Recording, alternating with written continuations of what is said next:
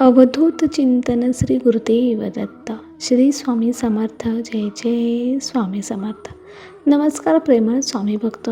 तुमचं आपल्या महाराजांच्या भक्तिमार्ग एक मार्ग स्वामी सेवेचा ह्या यूट्यूब चॅनलमध्ये मनापासून स्वागत.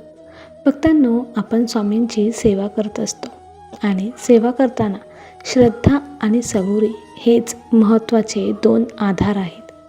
सुमनबाईंचं आयुष्य हे एक उदाहरण आहे की जिथे मनापासून भक्ती असते तिथे दुःखही नम्र होऊन निघून जातो. भक्तांनो, स्वामींच्या नामात इतकी ताकद आहे की ते नाम अक्षर तुमच्या जीवनाचे सर्व काही कायापालट करू शकते. तुमच्या दुःखाचे रूपांतर हे सुखात करू शकते. खरी ताकद ही स्वामी नामातच आहे. नामस्मरण ही महाराजांची अत्यंत प्रिय अशी सेवा आहे. तर ह्या सुमनताईंनीही फक्त नामस्मरणाचीच सेवा केली होती आणि या सेवेने त्यांच्या आयुष्यात इतके सारे बदल झाले की याची त्यांनी कल्पनासुद्धा केलेली नव्हती. चला तर मग सुमनताईंच्या अनुभवाला सुरुवात करूयात त्यांच्याच शब्दात. तत्पूर्वी तुम्ही जर आपल्या भक्तिमार्ग ह्या यूट्यूब चॅनलवर नवीन असाल तर आत्ताच सबस्क्राईब करून स्वामी भक्तांना जॉईन व्हा. स्वामी भक्तांना स्वामी भक्त जोडूया आणि प्रत्येक कुटुंब स्वामीमय करूया. श्री स्वामी समर्थ. जय जय स्वामी समर्थ. तर चला तर मग ताईंच्याच अनुभवात सुरुवात करूयात. सुमनताई सांगतात की सर्वप्रथम सर्व भक्तांना श्री स्वामी समर्थ. अनंत कोटी ब्रह्मांड नायक राजाधिराज योगीराज अनंत कोटी श्री अक्कलकोट स्वामी समर्थ महाराज यांच्या चरणी माझा त्रिवार मुजरा. भक्तांनो, माझं नाव सुमन आहे. मीही तुमच्यासारखीच सर्वसाधारण आहे. माझ्या घरी फारशी काही चांगली परिस्थिती नाही. माझे सर्व काही व्यवस्थित चालू होते जोपर्यंत माझे मिस्टर माझ्यासोबत होते. एक दिवस अचानक असा काळाने घाला घातला की ते दुःख मी आजपर्यंत पचवूच शकले नाही. भक्तांनो, माझे मिस्टर हे कामावरून घरी येत होते आणि तेव्हा त्यांचा इतका मोठा ॲक्सिडेंट झाला की त्या ॲक्सिडेंटमध्ये आम्हाला सोडून निघून गेले. भक्तांनो, ते सुद्धा देवाघरी निघून गेले आणि मला मात्र येथेच राहावं लागलं. त्यांनी जाताना माझ्या पदरात 2 मुलं आणि मी अशी आम्हाला तिघांची जबाबदारी माझ्यावर टाकून निघून गेली. जोपर्यंत मिस्टर असतात तोपर्यंत सर्व काही व्यवस्थित चालू असतं. मात्र जेव्हा आपण एकटं पडतो जेव्हा सर्व जबाबदारी आपल्याला एकट्याला पेलावी लागते ना, तेव्हा सर्व काही अवघड होऊन जातं. माझ्या बाबतीतही तसंच घडलं होतं. माझी 2 मुलं आणि मी आता सर्व काही माझ्यावरच अवलंबून होतं. मुलांचं शिक्षण होतं, त्यांचा दररोजचा खर्च होता. हे सर्व काही मला पेलण्यासारखं नव्हतं आणि माझं वय फक्त 35 वर्ष. 35व्या वर्षीच मी विधवा झाले होते आणि हे सर्व असताना लोकांच्या वाईट नजरा, त्यांचे टोमणे हे देखील मला सहन करावं लागत होतं. मात्र आता मन इतकं कठोर झालं होतं की कोणाच्या बोलण्याने आणि कोणाच्या वाईट वागण्याने काहीच फरक पडत नव्हता.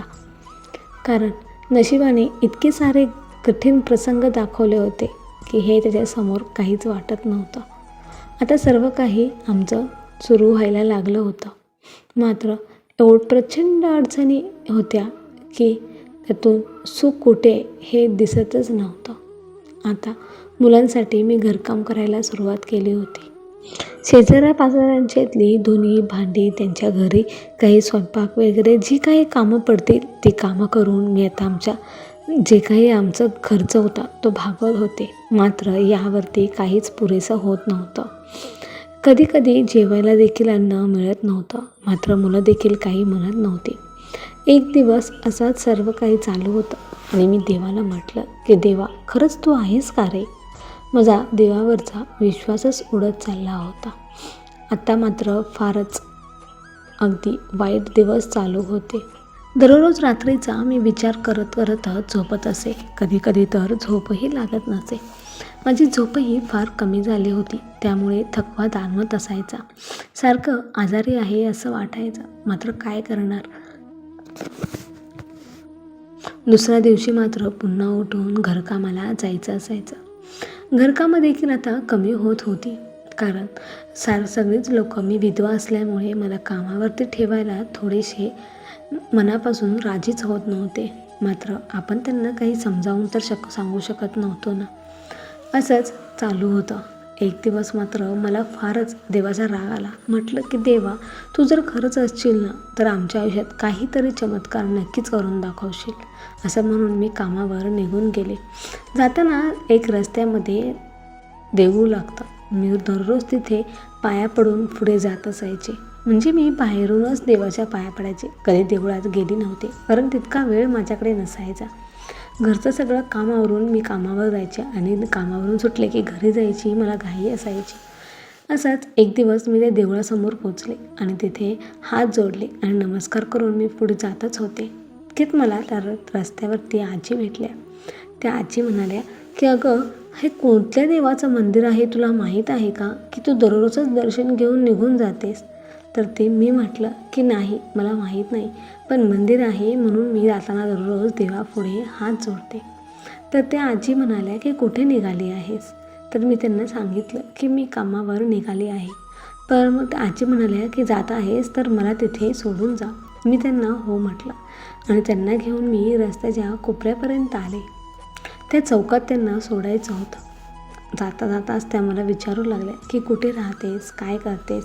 मी सर्व काही त्यांना सांगितलं आणि माझ्या आयुष्यात फारच अडचणी आहेत, हे मला काही सहन होत नाही असं देखील मी त्यांना सांगतच होते. मला त्या अगदी आपुलकीने विचारत होत्या, त्यामुळे मला देखील आज माझा कंठ फुटला होता. कारण आयुष्यामध्ये इतके प्रेमाचे 2 शब्द बोलणारं सुद्धा आता माझ्या नशिबात कोणच नव्हतं. मला फारच भारावून गेलं होतं. त्या आजी मला म्हणाले की अगं, तू अक्कलकोटचे स्वामी समर्थ महाराजांना ओळखतेस का? तर मी म्हटलं नाही. तर मग त्या म्हणाल्या की तुझ्या देवळासमोर दररोज हात जोडतेस, तो त्यांचाच मठ आहे आणि तू तिथेच दररोज त्यांना नतमस्तक होतेस आणि पुढे निघून जातेस. तर मी म्हणालो हो. मी त्यांना म्हटले हो का? तर ते म्हणाल्या की हो, तू त्यांची एकच सेवा कर, तुला दिवसभर वेळ मिळत नाही, तू रात्रीची झोपण्याच्या अगोदर फक्त श्री स्वामी समर्थ या मंत्राचा अगदी मनापासून पूर्ण श्रद्धेने त्यांचा जप कर, बघ तुझ्या आयुष्यामध्ये नक्कीच फरक तुला जाणवेल. त्यात आजीने जसं सांगितलं आणि त्या चौकात थांबल्या आणि मी माझ्या कामासाठी पुढे निघून गेले. आता दिवसभर माझ्या डोक्यात तेच विचार होते. त्या आजी त्या मला कधीच दिसल्या नव्हत्या आणि आज अचानक भेटल्या. मी यावर विचार करतच संध्याकाळी घरी आले आणि झोपताना तर मला दररोज झोप येतच नसायची. मग आजपासून मी श्री स्वामी समर्थ ह्या मंत्राचा जप करायला सुरुवात केली. आज माझा पहिलाच दिवस होता. मी पूर्ण 1 तासभर स्वामी समर्थ या मंत्राचा अखंड जप केला. त्या रात्री मला अगदी गाढ आणि व्यवस्थित झोप लागली. जसं काही माझ्या आयुष्यामध्ये सर्व काही व्यवस्थितच झालेलं आहे आणि आता मला कोणतंच काळजी करण्याचं काहीच कारण नाही, असं सर्व काही होतं. आणि मग दुसऱ्या दिवशी मात्र मी सकाळी जेव्हा उठले तेव्हा मला असं वाटलं की खूपच काहीतरी आयुष्यामध्ये बदल झालेला आहे. तसेच मी कामावर गेले. मी कामावर गेल्यावरती तिथे मला ज्या मालकीनबाई आहेत त्यांनी मला स्वयंपाकाची एक तू ऑर्डर घेतेस का असं विचारलं. मी म्हणाली हो. त्या ताई मला म्हणाल्या की सुमन, तू असं दारोदार जाऊन काम करण्यापेक्षा तुला असं स्वयंपाकाच्या मी ऑर्डर देत जाईन, तू घरी स्वयंपाक करून भाजीपोळी केंद्र सुरू कर. मी त्यांना हो म्हटलं आणि मला आता प्रचंड आनंद झाला होता, कारण हे सगळं श्री स्वामी समर्थ महाराजांच्या कृपेनेच झालं होतं. मला माहीत होतं की श्री स्वामी समर्थ महाराजांनीच हा चमत्कार घडवून आणलेला आहे. त्या ताईंनी मला सुरुवातीला काही भांडवल उभं करून दिलं आणि त्यातूनच मी माझं भाजीपोळी केंद्र सुरू केलं. आज मी अतिशय आनंदात आहे. माझं भाजीपोळी केंद्र अतिशय व्यवस्थित चालत आहे. आत्ता माझ्याकडे थोडेफार काही शिल्लक पैसे देखील असतात. मुलांचं शिक्षण चालू आहे. माझीही तब्येत व्यवस्थित आहे.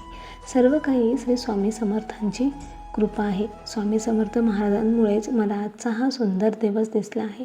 फक्त नामस्मरणानेच मला एवढी काही त्यांची प्रचंड अनुभूती मिळाली आहे. श्री स्वामी समर्थ महाराजांमुळेच अशक्य गोष्टी देखील शक्य होतात.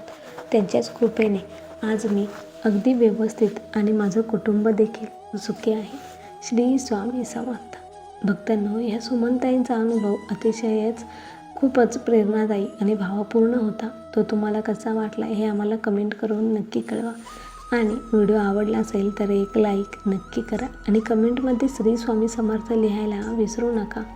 भक्तांनो, जर तुम्ही आपल्या भक्तिमार्ग एक मार्ग स्वामी सेवेचा ह्या यूट्यूब चॅनलवर नवीन असाल तर आत्ताच सबस्क्राईब करून स्वामी भक्तांना जॉईन व्हा. स्वामी भक्तांना स्वामी भक्त जोडूया आणि प्रत्येक कुटुंब स्वामीमय करूया.